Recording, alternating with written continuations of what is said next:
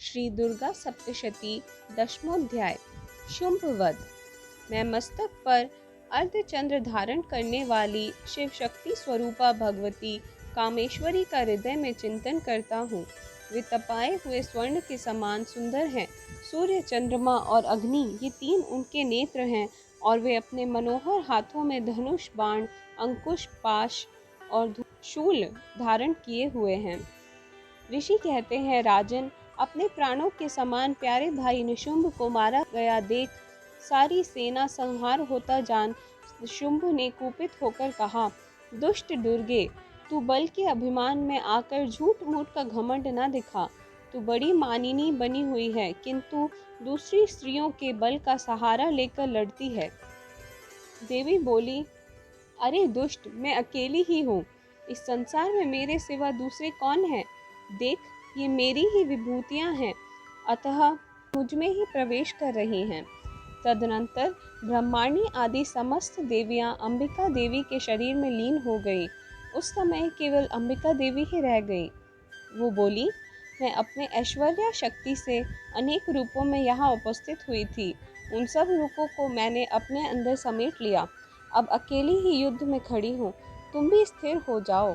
ऋषि कहते हैं, तदनंतर देवी और शुंभ दोनों में सब देवताओं और दानवों को देखते देखते भयंकर युद्ध छिड़ गया। बाणों की वर्षा और तीखे शस्त्रों एवं दारुण अस्त्रों के प्रहार के कारण उन दोनों का युद्ध सब लोगों के लिए बड़ा भयानक प्रतीत हुआ। उस समय अंबिका देवी जी ने सैकड़ों दिव्य अस्त्र छोड़े। उन्हें दैत्यराज शुंभ ने उनके निवारक अस्त्रों द्वारा काट डाला। इसी प्रकार शुंभ ने भी जो दिव्य अस्त्र चलाए, उन्हें परमेश्वरी ने भयंकर हुंकार शब्द के उच्चारण आदि द्वारा खिलवाड़ में ही नष्ट कर डाला। तब उस असुर ने सैकड़ों बाणों से देवी को आच्छादित कर दिया। यह देख क्रोध में भरी हुई उन देवी ने भी बाण मारकर उसका धनुष काट डाला। धनुष कट जाने पर फिर दैत्यराज ने शक्ति हाथ में ली, किंतु देवी ने चक्र से उसके हाथ की शक्ति को भी काट गिराया। तत्पश्चात दैत्यों के स्वामी शुंभ ने 100 चांद वाली चमकती हुई ढाल और तलवार हाथ में ले उस समय देवी पर धावा किया। उसके आते ही चंडिका ने अपने धनुष से छोड़े हुए तीखे बाणों द्वारा उसकी सूर्य किरणों के समान उज्जवल ढाल और तलवार को तुरंत काट डाला। फिर उस दैत्य के घोड़े और सारथी मारे गए। धनुष तो पहले ही कट चुका था। अब उसने अंबिका को मारने के लिए उद्यत हो भयंकर मुदगर हाथ में लिया। उसे आते देख देवी ने अपने तीक्ष्ण बाणों से उसका मुदगर भी काट डाला। तिस पर भी वह असुर मुक्का तान कर बड़े वेग से देवी की ओर झपटा। उस दैत्यराज ने देवी की छाती में मुक्का मारा। तब उन देवी ने उसकी छाती में एक चांटा जड़ दिया। देवी का थप्पड़ खाकर दैत्यराज शुंभ पृथ्वी पर गिर पड़ा, किंतु पुनः सहसा पूर्ववत उठकर खड़ा हो गया। फिर वह उछला और देवी के ऊपर ले जाकर आकाश में खड़ा हो गया। तब चंडिका आकाश में बिना किसी आधार के शुंभ के साथ युद्ध करने लगी। उस समय दैत्य और चंडिका आकाश में एक दूसरे से लड़ने लगे। उनका यह युद्ध पहले सिद्ध और मुनियों को विस्मय में डालने वाला हुआ।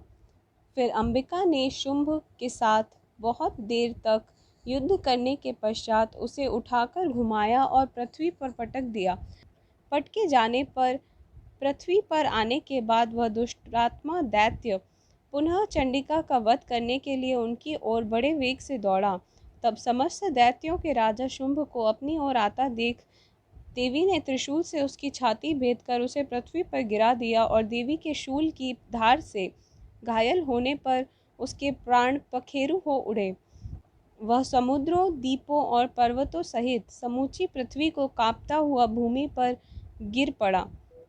तदनंतर उस दुरात्मा के मारे जाने पर संपूर्ण जगत प्रसन्न एवं पूर्ण स्वस्थ हो गया और आकाश स्वच्छ दिखाई देने लगा। पहले जो उत्पात सूचक मेघ और उल्कापात होते थे, वे सब शांत हो गए और उस दैत्य के मारे जाने पर नदियाँ भी ठीक मार्ग से बहने लगी। उस समय शुंभ की मृत्यु के बाद संपूर्ण देवताओं का हृदय हर्ष से भर उठा और गंधर्व गण मधुर गीत गाने लगे। दूसरे गंधर्व बाजा बजाने लगे और अप्सराएं नाचने लगी। पवित्र वायु बहने लगी, सूर्य की प्रभा उत्तम हो गई, अग्निशाला की बुझी हुई आग अपने आप प्रज्वलित हो उठी और संपूर्ण दिशाओं के भयंकर शब्द शांत हो गए। इस प्रकार श्री मार्कंडेय पुराण में सर्वानिक मनवंतर की कथा के अंतर्गत देवी महात्म्य में शुंभवध नामक 10वां अध्याय पूरा हुआ। धन्यवाद।